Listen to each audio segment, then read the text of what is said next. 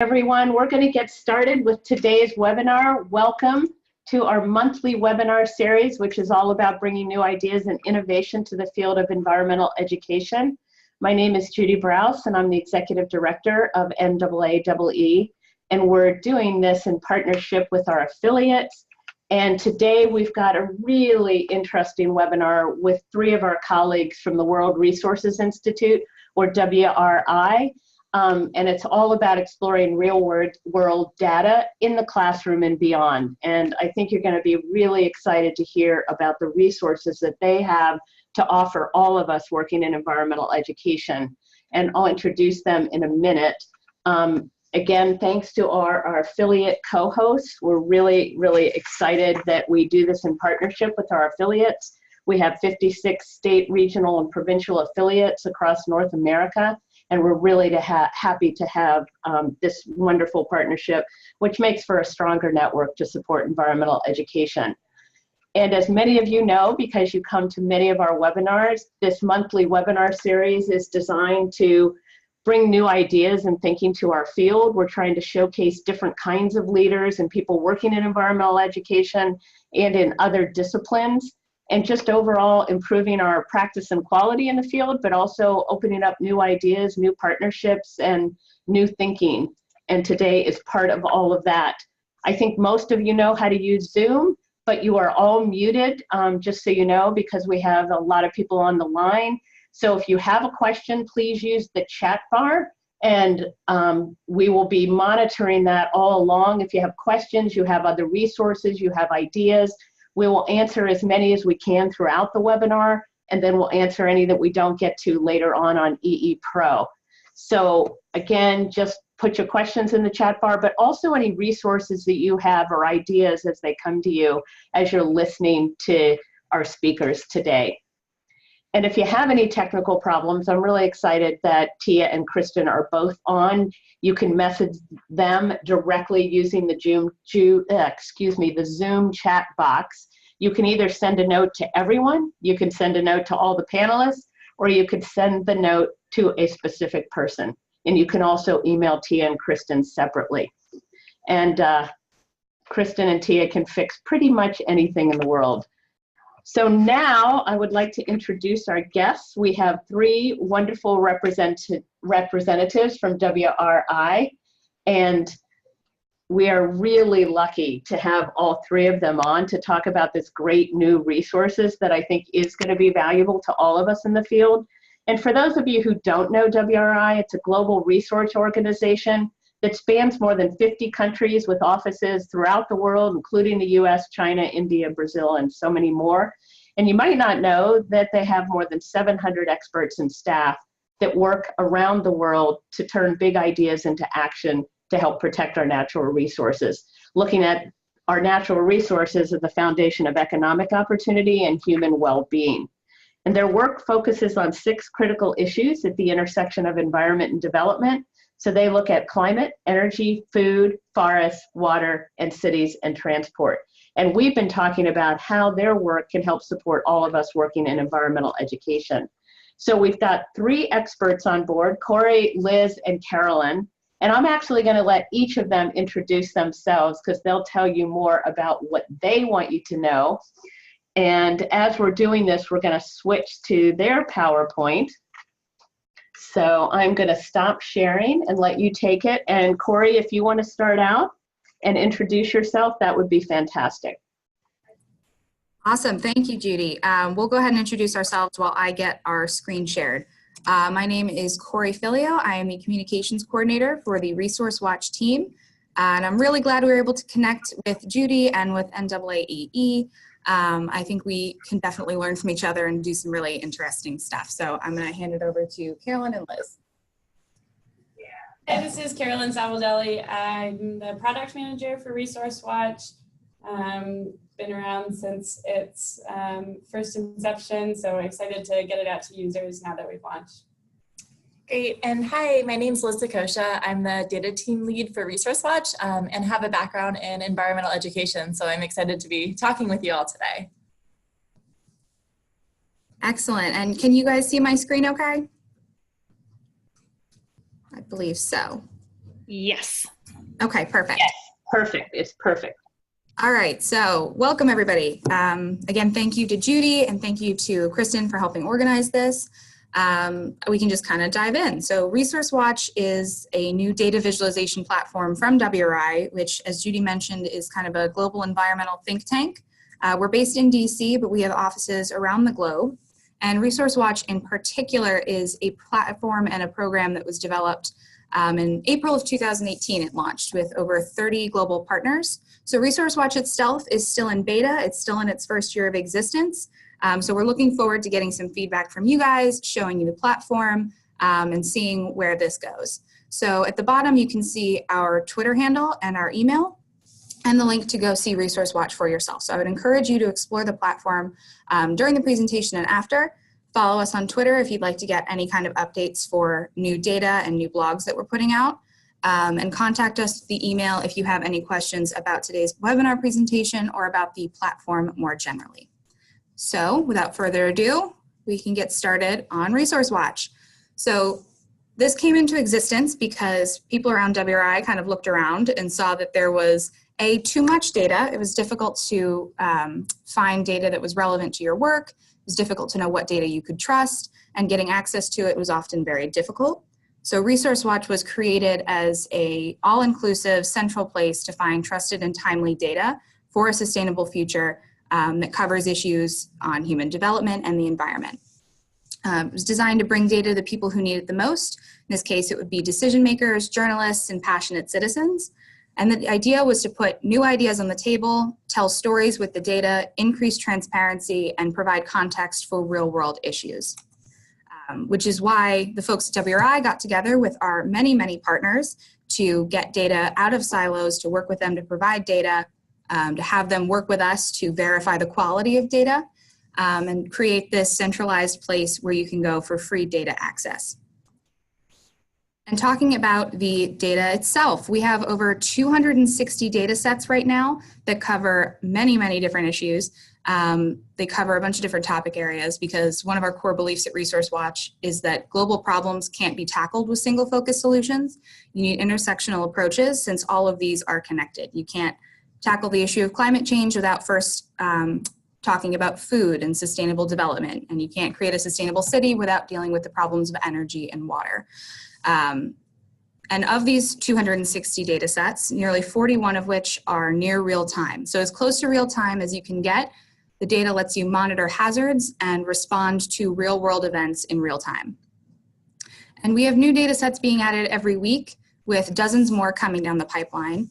And all of the data has been quality checked by our data team and has these specially designed metadata pages, which is just a really nice way to say that we're transparently showing you the source of the data, how to download it, when it's being updated. So it's really a one-stop shop for information about where the data comes from. And so we're working with our partners and with our colleagues around WRI to prioritize which data sets are going to get added to the platform so that our users, both now and in the future, can do their jobs to the best of their ability. So when Resource Watch launched, the idea was that our core users would be people familiar with data and data analysis. So analysts, researchers, journalists, and high-level academics. But what we found in the year since launching was that Resource Watch's appeal is a lot more global than that, and it's a lot more general than that. Resource Watch provides an introduction to a lot of issues, and it provides a really good starting point for people who want to know about data, who want to know about climate change, who want to know about a number of issues. And those people we found are particularly students and educators and passionate citizens who might not know where to go for this information, but are eager to learn and engage with the material. So something we've been thinking about in our talks with NAAEE are 3 ideas for connecting with students. So the first opportunity here is to create scientifically literate citizens.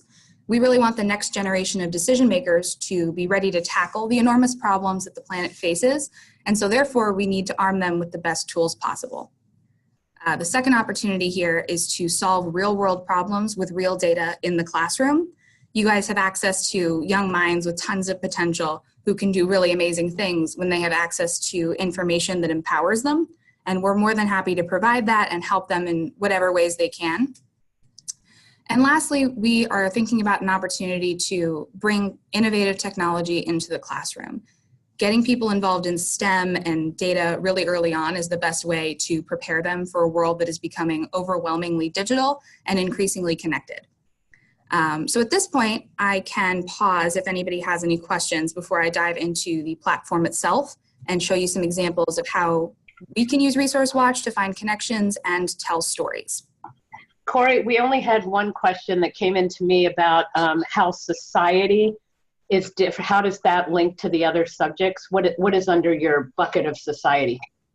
That is an excellent question, and that's something we're going to cover on our topic pages. But the idea is that human development really breaks down into and includes a lot of these other categories. So the way we build our cities, the way we manage our health, the way we grow our food, the way we relate to other people and people around the other side of the planet, all connects with issues that we wouldn't ordinarily think of as environmental or global.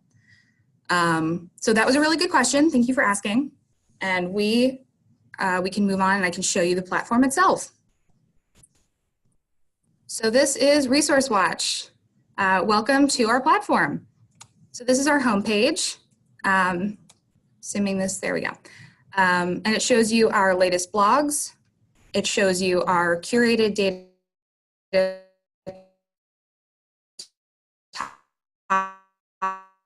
topic pages, and it gives you with the data. And I'm going to go through all of these individually, but just so you know, the homepage is your central spot to start.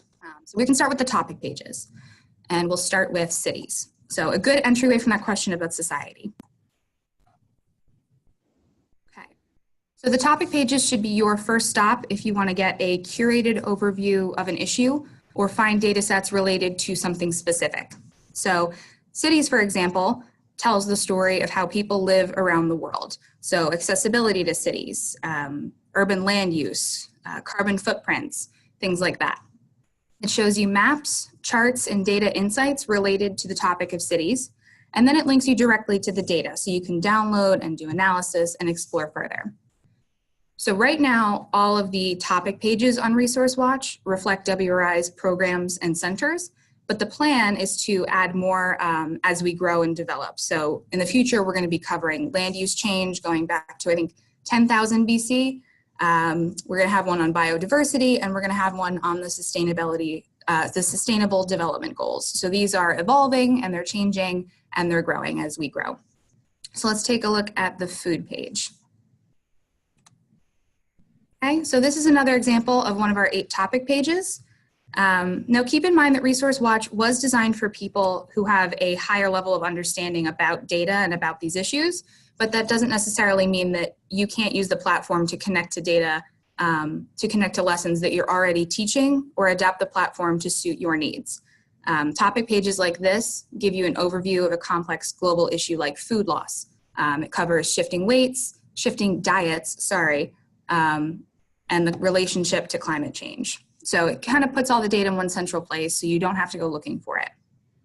But it's not just through the topic pages. You can also explore data on Resource Watch through our Explore Datasets feature and find connections by overlaying them on the Resource Watch map. So the Resource Watch Map Explore feature lets you visualize data really easily and overlay different data sets to find areas of interest. So for example, I spoke earlier about the growing interconnectedness of the world, and you can really easily see that with data. So let's search for something like shipping lanes. You can add in major ports and then go back up top. So it's really easy to navigate. You just search for keywords, terms of interest. You can search through the topics that we've already curated for you. And we have all this data related to cities, population, cities and towns, roads, air quality. Really just the best data possible for these categories. So right here we have accessibility to cities. Okay, get that out of the way. And each of the data sets you can kind of maneuver a little bit. So you can change the opacity, you can move around the data sets to put them above one another so that you can best represent the information. And then you can interact with the data in other ways where you can zoom in, find places by location, and search for areas of interest. So I know many of you are based in and around the US, so you can kind of see what interconnections exist in and around the United States. Okay, so we'll zoom out and clear this out.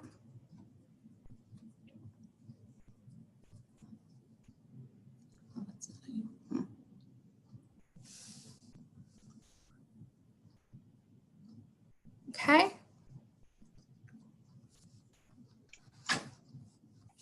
And Corey, Max asked about kind of the connection between these data sets. Are they ready for GIS software and that layering? You're already showing some of this, and are they geo-linked? I'm sorry, what was that question? Repeat it. Sorry, we had a bit of a technical issue, but we're back on track. Oh, okay. Just, are the data sets ready for GIS software and layering, even though you are showing us how you can layer the data, and are they geo-linked? Yeah, so the data sets on Resource Watch are all available for download as almost entirely as either a CSV or shapefile or The geotiff? a geotiff. So the data formats we try to standardize so that people can take them into their own geospatial software. And almost every data set, if not every data set, has georeferencing because they are mappable. So in the CSVs, there's a column for lat long. And the geotiffs are all georeferenced. Great, thanks. Good question, Max. Excellent. All right, so let's take a look at another example. So there are kind of two ways that I go about searching for different stories and connections on Resource Watch. The first is to come in with an idea of a topic you'd like to know more about, and then find a location to study further based on that. So let's go through this. And first things first, we can change the base map. So Resource Watch is a little bit more customizable. You can change to different base maps, you can change the labels, you can add country boundaries, anything you want to do for each data set to make it as visibly interesting as possible. So let's say you want to know more about deforestation. You can check out our data sets covering this issue. This one covers tree cover loss going back to 2001.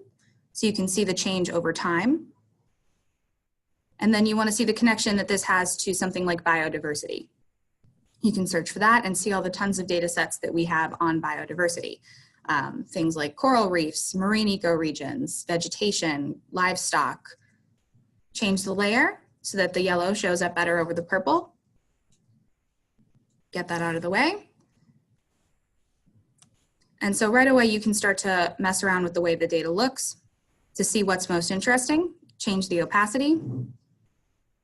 And so looking at this, you can pretty easily see there are certain areas that have high overlap. So deforestation obviously contributes to a loss of biodiversity, and areas with high levels of tree cover loss that overlap with areas of high biodiversity are places that you probably could and probably should study further with your students and with your colleagues. So just by looking at the map, you were able to find an area that interacts with these two data sets. So we can clear this off. Go back up top. Okay.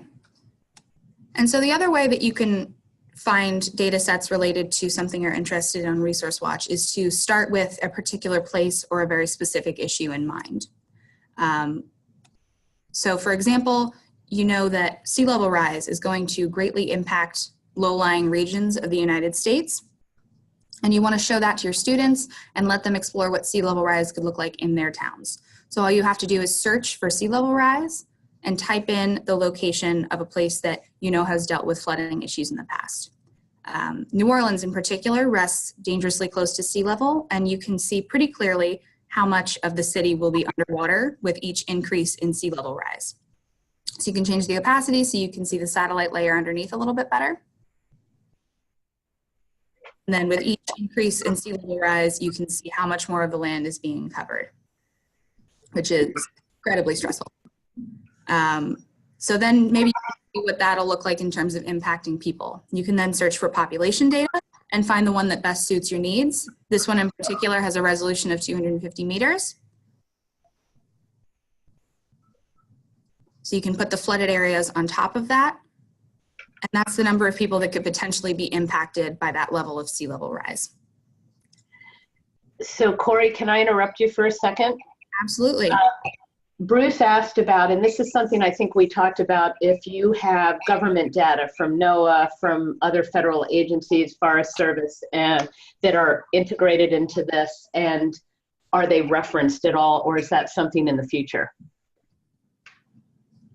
Yeah, so we have have a variety of data sources, including quite a few from NOAA, USGS, NASA.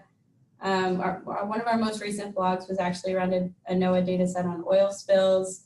And they're a great provider of near real-time data. So a lot of our disaster risk data sets are coming from NASA and NOAA as well.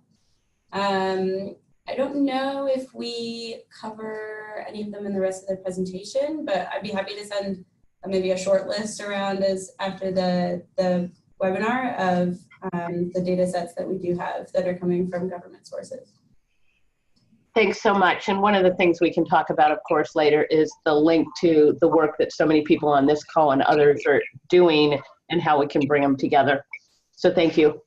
Yeah, and something that I may add too is that, during this webinar, we're really hoping to learn what data is useful to all the educators. So if there's data sets that aren't on the platform right now, please do message us and we can add them as well. Yeah, that's super helpful, Liz, and that's one of our big takeaways in sharing this with all of you. So actually, this is a good segue into talking about the data sourcing. So for each one of these data sets, you can click on the More Information button, and that'll take you to the metadata page. And this is the page that shows you where the data comes from, how often it's updated. It offers you suggested academic sourcing, and it takes you directly to the source of the data so that you can download it if you wanted to do your own analysis off of the Resource Watch platform. So it's not just the Explore data feature. We also offer near real-time interaction, and that's done through our Planet Pulse feature. So this is Planet Pulse. This is where you can explore our near real-time data sets that cover a bunch of different issues, and all of these are near real-time. So first, let's look at fires. And so this shows you fires in the last week based on intensity and location. So you can overlay that with population to see how many of these fires exist in populated areas. And this is really good to look at if you're looking for wildfires, if you're noticing a large number of crop fires or agricultural fires. This lets you stay relating to these things as they're happening. You can also check out coral reef bleaching. This data set alerts you to areas that are at risk of bleaching events, which you can overlay with the known locations of coral reefs. So you can clearly see which areas are under current threat and which seem to be safe for the moment. And it's really interesting to see this change in near real time. You can also zoom into areas you are particularly interested in and see the status of those. You can add labels, and there you can clearly see the state of the reefs around Cuba. So we also have air quality. That's one of the more popular features of Planet Pulse. So PM 2.5 is obviously really harmful air quality. So anywhere that's displaying air quality being monitored, you can check in near real time. The US, generally, we have really good air quality, and you can check by state. You can overlay that with population. And during the campfires and things like that, you could pretty easily see due to hazards where air quality was changing and becoming threat levels.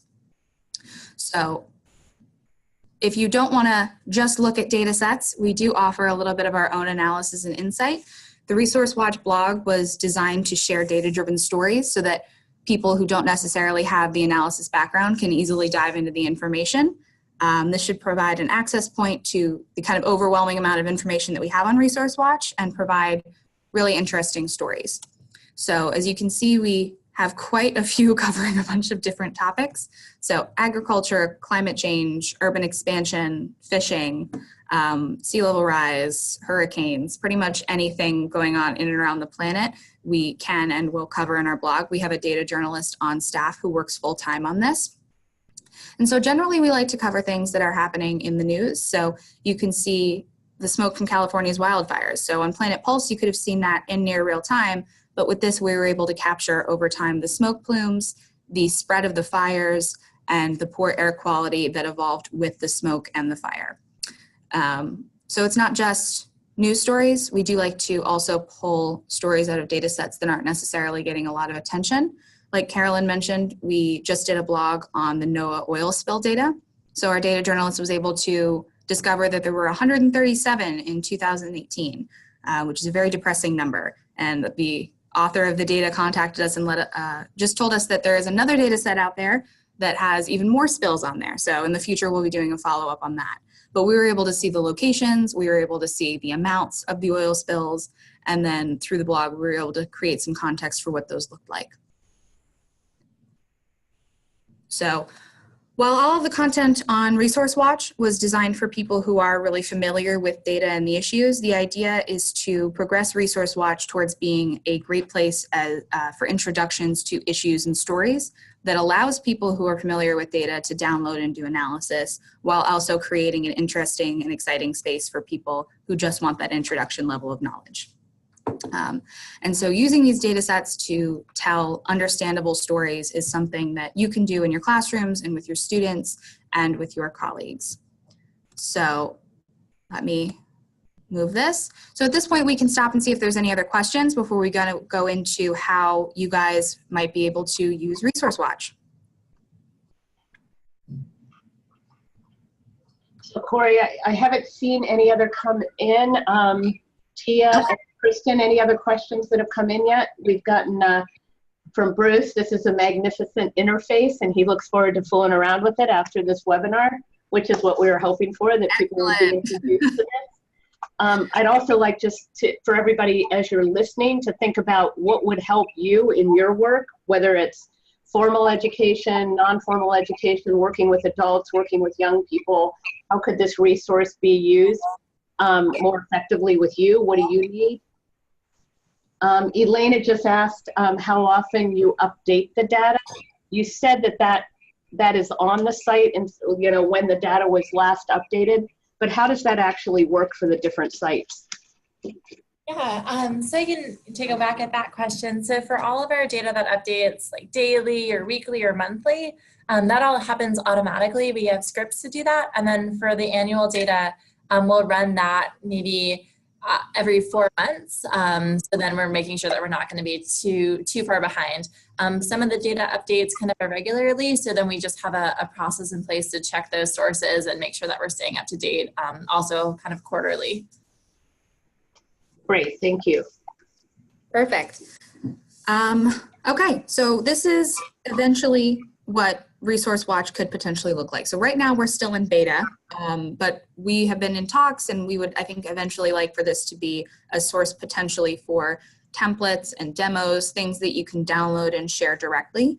So in the interim, you can take all of the information and use it to create your own dashboards, which are focused on issues and problem solving, so you can personalize the information.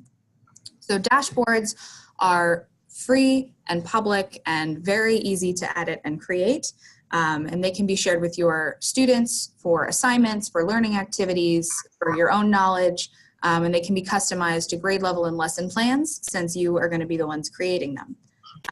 We went ahead and mocked up what a dashboard could look like that talks about conservation for a middle school audience. And let me go ahead and pull that up.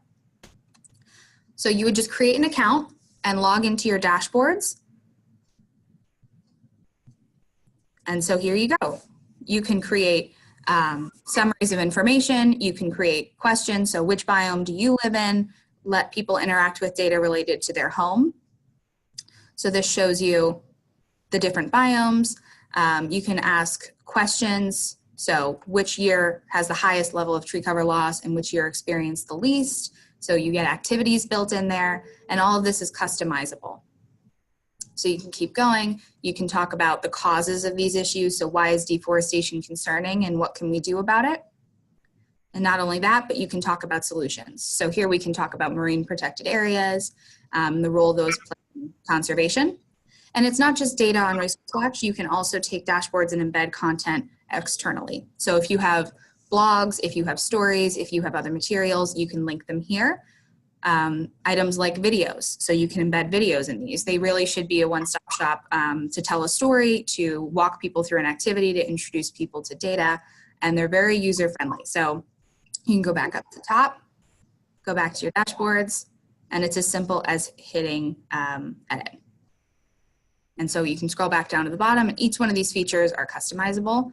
And so you can select which one you'd like to enter. So text, you can enter whatever question you may have, and then add in a visualization. So any of the data that we have on Resource Watch is available to put in there. You can put in the biodiversity hotspots that we looked at earlier. And there it is, you just hit save. And so this is a totally customizable feature that you can create and share and create as many of them as you'd like. And we're more than happy to work with you to do that and to give you assistance with doing that. So this transitions us nicely into this. So in terms of points of contact, you should feel totally fine to contact myself, Carolyn, or Liz with any questions you may have. And you can take my emails now. I'm sure Judy would be more than happy to send them. And then if you go to WRI.org, you can find us all under the experts and staff page as well. So I'll leave that up for a second. So Corey, couple of questions, and there's been a lot of like, wow, this is amazing. Susan is planning a middle school botany class and wants to think about what applications will help her. So it was great that you just showed a middle school dashboard option. Max is from an aquarium and how, you know, you can use this to show and manipulate data and also see like what's happening right now. I wondered if as people would develop units, whether, and this is something we talked about, whether it's for formal or non-formal educators about different areas that they could be saved and shared so that if somebody does a unit, say on biodiversity for middle school around this, somebody can see what somebody did as an actual lesson plan, not just kind of a blog and what did they actually do, what were the activities, how did they use the data. So that might be something that would be really great to work on. That's an excellent point. I think that the creation of the dashboards is a good first step for that. And eventually I think we'd like to, you know, get feedback from you guys on what would be most helpful, what stories, what case studies, what examples would be most helpful. And then we could potentially create, you know, a transcript for walking through, going through the data sets, for doing an overlay. I think the world is kind of our oyster right now. And so we're very open to creative thinking and helping you guys in whatever way we can to do the jobs the best way you can. And I think just to add to that, I think part of what's so exciting for me about this partnership with NAAEE is that we don't require everyone come to this site every time they want to create something. We'd love to work together with the existing institutions that you guys go to for data to weave into the platforms that exist already and make sure that we're providing content, you know, where it's most useful for you guys. So one thing we could think about, and I just saw another question come in, but one thing we could think about is developing X number of like examples to bring to the conference in October, as we maybe talked about before, and have them ready to go and showcase them, including ones that people on this call and others might develop for their own uses and be able to showcase how you can use this pretty amazing site to do all kinds of different things.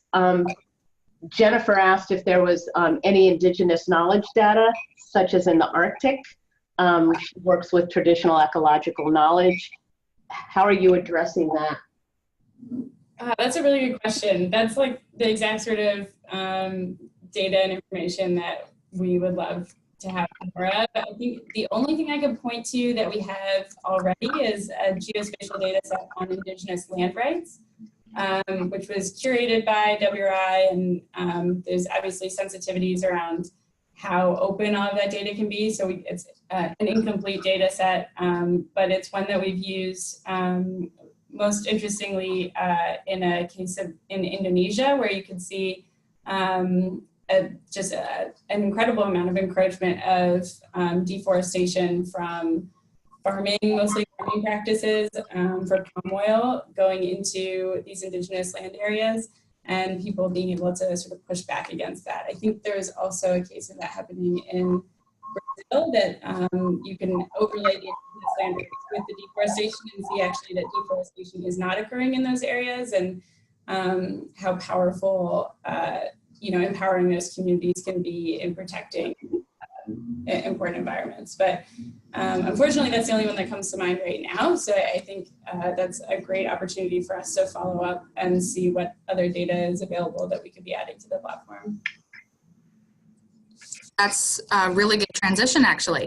So I think some of the ways that we want to encourage you guys to work with us and to join this community, you can contact us with any of these questions. We offer opportunities for you to share story ideas if you'd be interested in sharing a blog or ideas for a blog. If you have data you'd like to share, we're more than happy to look at it. If you just have general questions or suggestions, you can reach out to us through our email, which is resourcewatch@wri.org. You can also on Twitter and tweet suggestions to us there. And I would encourage everyone to sign up for our newsletter. So it's a monthly mailing that gets sent out that has the list of our latest data sets that have been added to Resource Watch. It lists out our blogs for the last month, tips for using the platform, and I think it might be of particular interest to you all. We often do a news story that's been in the news the last month, and we offer 3 data sets that allow you to explore the information in that news article for yourself. So that's a feature that I think you guys might really enjoy. And so if you're on Resource Watch and you're noticing something that isn't working or is working really well, or you think there's something that could or should be improved, please do let us know. You can contact us at our email, or there's a feedback button on the side of every page. So I will say again, we're still in beta. This is still a really flexible platform, and we're developing as we go. So feedback is really critical for us. And lastly, I think before we open up to any last questions, I just want to say that we are absolutely open to working on future training opportunities. So the examples I showed today are really only a small number of the potential stories and the hundreds of data sets that we have. So if you're interested in learning more about Resource Watch, if you're interested in maybe getting a little bit of training on how to do basic data analysis, or you want to dive into one of the data sets in particular, please reach out, let us know. We're happy to facilitate. And I'll just say thank you to Judy, and thank you to NAAEE for having us as part of the series. And thank you to all of you who took the time to join us. Well, thanks to all 3 of you. This is an amazing resource. The first time that I saw it, I was blown away by the potential. Let me ask another question that came in of how universities are using it. Those teachers that are teaching teachers at the university level, and those that are doing natural resource education and other disciplines. Do you have you reached out to the university crowd as well?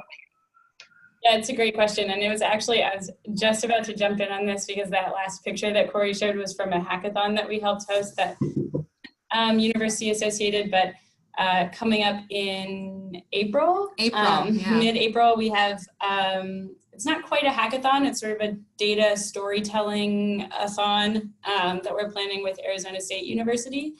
And that sort of, I think, is a good example of the fact that Resource Watch sort of goes beyond the platform, and that we do as a team sort of operate as part of Resource Watch, or sort of a service around it, where we want to go to universities, go to other environmental education groups, and help organize events like that, where it's really sitting people down, showing them the platform, and then letting them play, letting them get into the data and find stories and find solutions. So I'd say that's probably the most relevant upcoming event. In terms of users of the platform, we've actually seen academics as one of the sort of front-running users. I don't know, there's a better word for that. But one of our largest user groups now is people at academic institutions who are looking for data either for their research or for incorporation into the classroom. And part of what's difficult about running a website is that it's hard to know exactly how people are using the data once they've left, other than us sort of reaching out and communicating with those groups. So we're trying to gather those user stories as we go. But it's definitely been an important audience for us, and one that we're trying to engage with closely around events like hackathons or building materials for the classroom. Great, thanks. And we will definitely talk about how to feature this at the conference in October. That would be fantastic. I think a lot of people will be very interested. And as we've talked about at NAAEE, wanting to give people access to the data that they can use to help enhance their educational work that they're doing, whether they're working with kids, adults, whatever. So this is great. Any other questions? Type them into the chat. Kristen, Tia, anything else come in? I haven't seen any others come in, but I have a question. Go for it. Yeah, so in environmental education, we think a lot about outcomes. We want to know if our work is making an impact in the places where we're doing our work. And with all of the data that you have real time and otherwise, I'm curious if there's anyone on the Resource Watch team that's doing something with predicting outcomes based on based on trends. I think the technical term is machine learning, but I've never actually understood what that means. Do you understand what I'm asking? Yeah, no, that's a really good question, and a well-timed question, because the World Resources Institute also is a big proponent of outcomes. We just had our annual outcomes celebration this past week, so well-timed. But in terms of sort of prediction and looking to the future, there's a couple of ways we're sort of starting to drive at that. One way is providing projection data on Resource Watch. So one of the ways you can filter data in the Explore section that Corey showed is by frequency or time period. I forget what we actually call it, but you can separate out historical data that looks at trends and projection or future data. And obviously that's a little bit different. It's not quite predictive, but it does let us sort of look at hotspots and be aware of changes. The other thing that that WRI is involved in, and that is sort of co-led by one of the directors of the Resource Watch project, is a project called AI for Earth. And what we're doing there is sort of, there's a handful of projects that have seed money within the organization to work on machine learning projects to start predicting things like that. So some examples are predicting areas of high biomass loss for carbon emissions from deforestation. Another one is on predicting, sort of using machine learning to estimate air quality in places that don't have direct monitoring and don't have good satellite coverage. So things like that are sort of in the works. And actually one of the researchers on Resource Watch is involved in one of those projects. So starting to try to harness those data sets. I think the other opportunity that we're still sort of exploring funding for, what's very interesting, is around agriculture prediction. So the technology to do that actually already exists. It's just very economically viable. A lot of people would love to know how much agriculture is going to be produced for a lot of financial reasons. So those data sets exist for the United States in particular. And occasionally you can get them after the fact, once they're, sort of not as interesting. But what we'd like to do, what we're trying to explore some funding for, is to apply those same algorithms to developing countries, places that don't have that kind of technology readily available. So looking at, say, Ethiopia, and trying to predict what their crop yields for that year might be, and what that means for food security and economic growth in the regions. Those are just some of the things that are sort of in the works, and when they are sort of pushed forward, they would be available on Resource Watch. And Corey, another thing to connect, and I'm sure you've all thought about connecting with USDA and the forecast they give with all the products, the ag products that are out there. It would be interesting to look at that economic connection to some of the other layers that you have here, but I didn't see USDA as a partner either. I'm not sure what a partner is versus just what a data set and using other people's data sets are. Yeah, that's a fair point. There's quite a lot of contributors to Resource Watch that aren't listed as formal partners.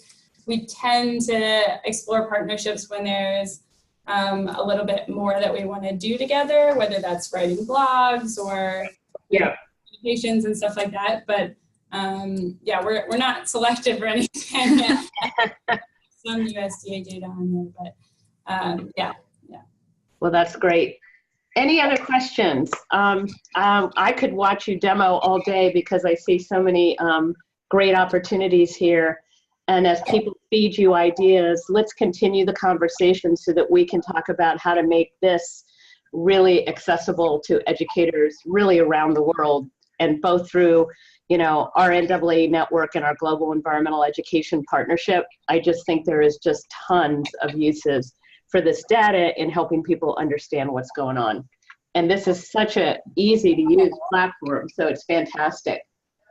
Do you want to, before we close here, just show one other dashboard? Do you have one other that you can show?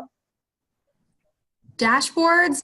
Not right. Unfortunately, that was a recording and my login has been lost. Oh, okay. How about, let's see, somebody else just asked, is there anything related to sea ice that we could see?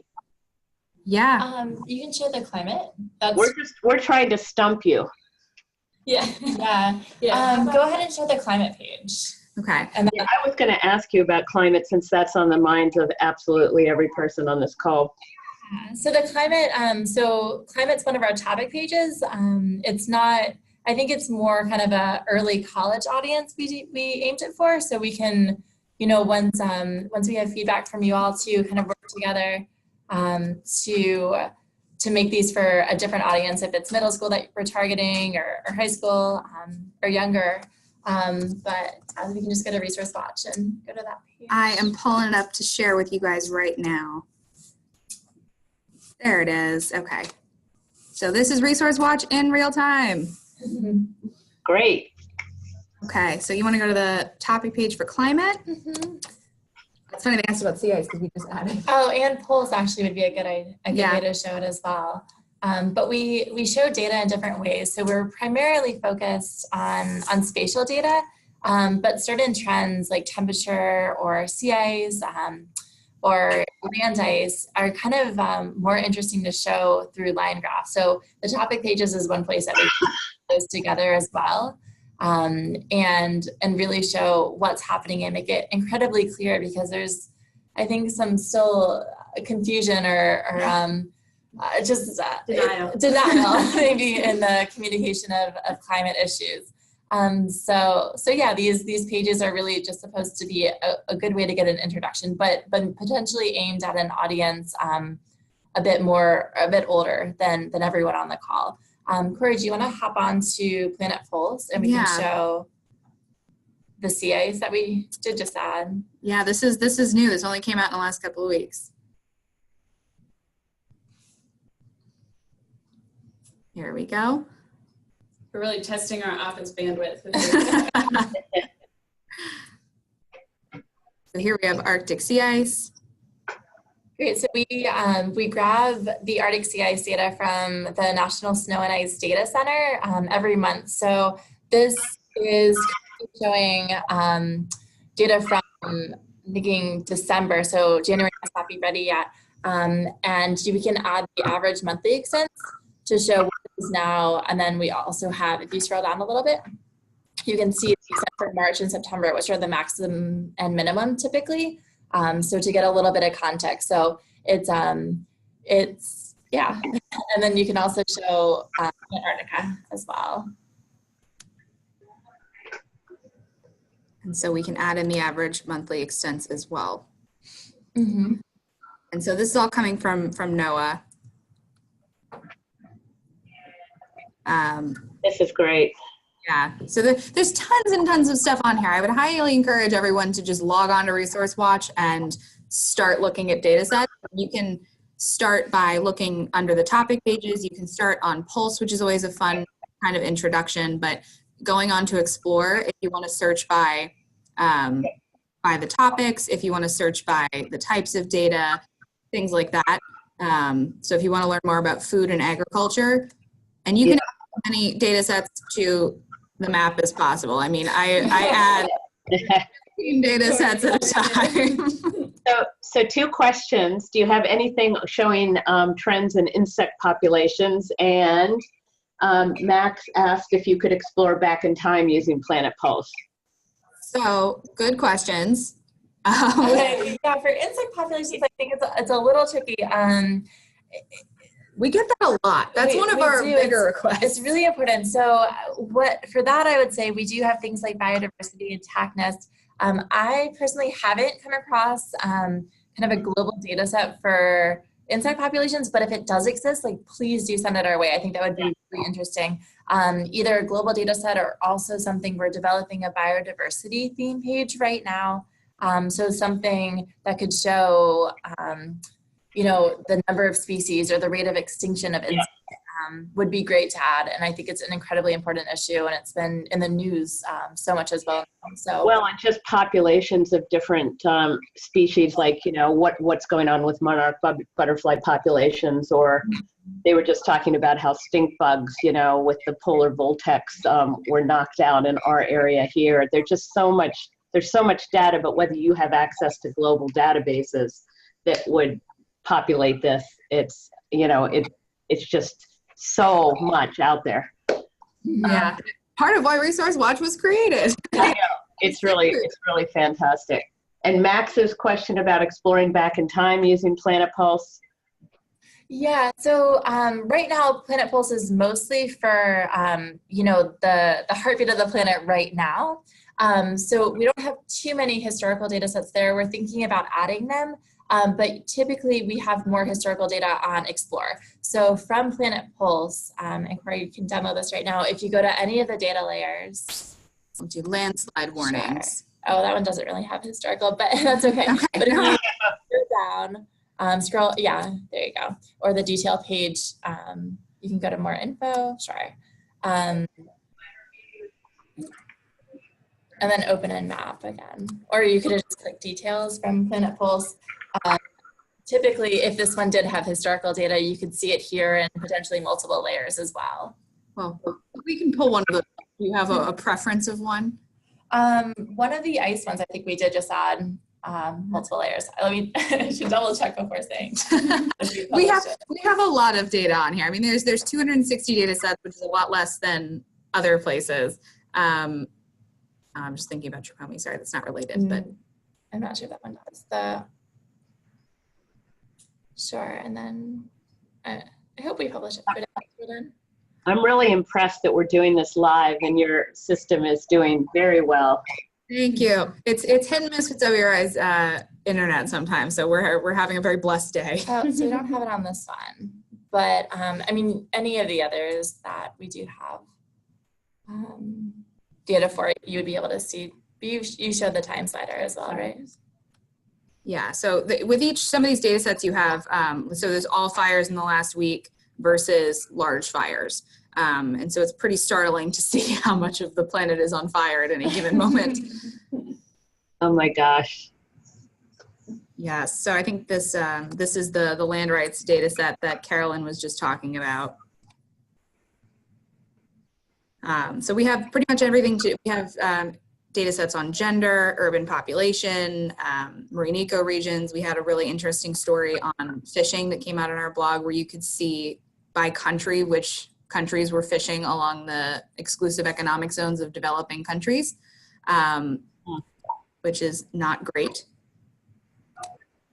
But you could really easily see that with the data. So I mean, if you don't have a particular data set in mind, but you want to know about certain issues, I would go to the blog first so you can see stories that we've already done the heavy lifting on.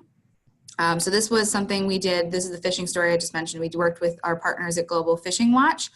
So we have their satellite data. This is global fishing hours around the world. And so you can see where these countries are fishing. And this is China fishing along the EEZ of Peru throughout the year, right along the edge of their economic zone, and into their fish stocks throughout the year. So there's plenty to explore, lots of fun, interesting stuff. So I'd also like to say that not all of the stories are sad. Yes, that's a good point. It's just, I think one of the cool things about Resource Watch is the ability to create quick insights. And sometimes that is pointing out bad actors and finding places where things are occurring. Sometimes it's where's the pig capital of the world? Yeah, and sometimes it's things like outnumber humans, or even overlaying solar potential and where solar exists already, finding opportunities to do good things. That's where I like to spend my time on the site.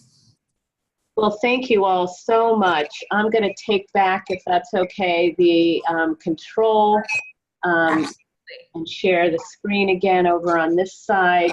Really want to thank Corey, you, Carolyn, and Liz for doing this demo so that we can all see this resource. And I encourage everybody online to send your ideas on how we can all work together to use this site and make it as useful as possible for environmental education. Just want to give Corey, you, Liz, and Carolyn any final thoughts that you want to say before we just wrap this up? Sure. Thank you so much for doing that. I think we're all super duper excited. WRI as a whole has not had a great many opportunities to work with the education community, really at any level. And Resource Watch is in a really interesting position to be this kind of introduction in this pilot program in these areas. So I know I'm super excited. I know everyone here is super excited. And I think Judy's going to mention the survey we have coming out afterwards. So I think the main point for me is just please send us any ideas you have. We'd love to hear from you and just start a dialogue. Great. Thanks, Corey. Thanks, Liz. Thanks, Carolyn. We'll be in touch with all of you. Many of you have asked about finding the recording of this. There were a lot of people, of course, that sign up that can't attend and listen to it later. So you can let everybody know where this is recorded and that they can listen to this demo. And you can join the discussion on eSTEM group on EE Pro to keep this going. And this is where Resource Watch would love to hear from you. So I think, Kristen, you put this into the chat box, but to send any ideas on what would be most helpful to you. And we'd love to hear them too, as we work with WRI to see how to make this site as useful as possible to the environmental ed community and beyond, both in North America and globally. And please give us any feedback on this webinar and future topics for webinars. Kristen and Tia and I would love to hear from you about what would be most useful to you. And we do have another webinar scheduled on Thursday, March 21st on connecting people to nature. We've got 3 amazing people, including Luis Chawla, Lauren Watkins, and Sheila Williams-Ridge, who will be talking about connecting people to nature. And this is in partnership with the U.S. Forest Service. We're doing a webinar series together for their forest, for their network along with our network. So really excited about that. Thank you all so much, and we look forward to hearing from all of you, and thanks to all of you at WRI. Great job. Fantastic. Thank you. Thank you. Thank you.